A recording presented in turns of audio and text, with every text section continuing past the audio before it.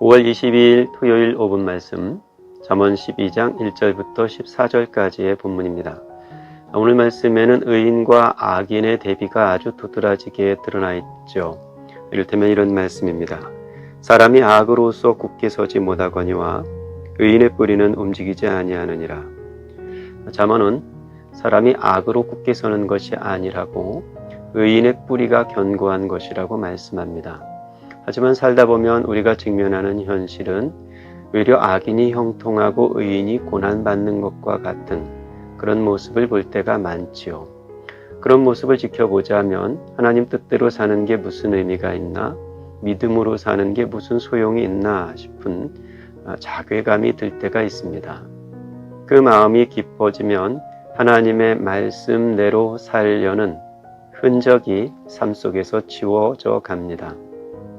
우리는 그 버젓한 현실을 두 발 딛고 삽니다만 그 삶을 아는지 모르는지 잠언의 말씀은 그런 게 아니라고, 악인의 삶으로는 굳게 서지 못하는 것이라고, 외려 의인의 삶이 뿌리가 깊은 것이라고 흔들리지 않는 것이라고 말씀합니다. 시편을 시작하는 첫 장에는 복 있는 사람과 악인이 대비되고 있습니다. 복 있는 사람의 결국은 시냇가에 심은 나무와 같다고 말씀하죠. 시냇가에 심겨져 흔들리지 않고 든든한 삶, 그 복을 누리는 자는 주의 말씀을 주야로 묵상하는 자라고 말씀합니다. 마태복음 7장의 산상수훈에도 반석 위에 집을 지은 사람과 모래 위에 집을 지은 사람이 비교되지요. 그 비교 역시 말씀을 듣고 행함 혹은 행하지 않음에 따른 것입니다. 시편과 잠언의 말씀 그리고 예수님의 말씀이 우리가 딛고 있는 이 현실을 무시하는 말씀일까요? 그럴 리는 없습니다. 이유는 무엇이 든든한 삶이고 무엇이 흔들리지 않는 삶인가에 있는 것이겠습니다. 눈앞에 보이는 현실을 영원한 것처럼 보고 산다면 악인의 형통이 영원한 것 같이 보일 겁니다. 그게 든든한 것 같고 그게 흔들리지 않는 것 같은 삶이 되죠. 하지만 눈앞에 보이는 현실만이 아니라 내 눈으로 보지 못하는 현실도 있다는 것을 믿고 또 알게 된다면 악인의 형통에 실족하지 않을 겁니다.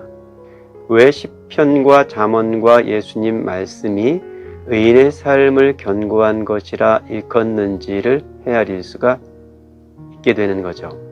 오늘 살핀 잠언의 한 구절, 악인으로서는 굳게 서지 못하고 의인의 뿌리가 견고하다 하는 말씀은 그렇듯 영원에 잇대어 오늘을 바라보는 믿음의 안목으로 아멘이 되는 말씀일 겁니다.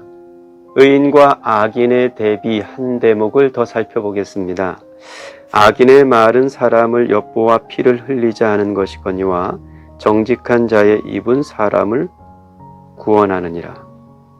악인의 말은 사람을 해치지만 정직한 자, 의인의 말은 사람을 구원한다는 말씀이죠. 그 사람의 말은 그 사람의 생각과 그 사람의 마음에서 나오는 것이겠습니다. 의인의 생각은 정직하여도 악인의 도모는 속임이니라. 의인의 바른 생각에서 사람을 살리는 말이 나오고 악인의 그릇된 도모에서 사람을 해치는 말이 나오는 것이죠. 그 결국이 어떠할 것인지는 불을 보듯 뻔합니다. 악인은 엎드러져서 소멸되려니와 의인의 집은 서 있으리라. 악인의 생각과 악인의 말과 그 말로 빚어지는 현실은 참혹하고 무너진 성과 같습니다.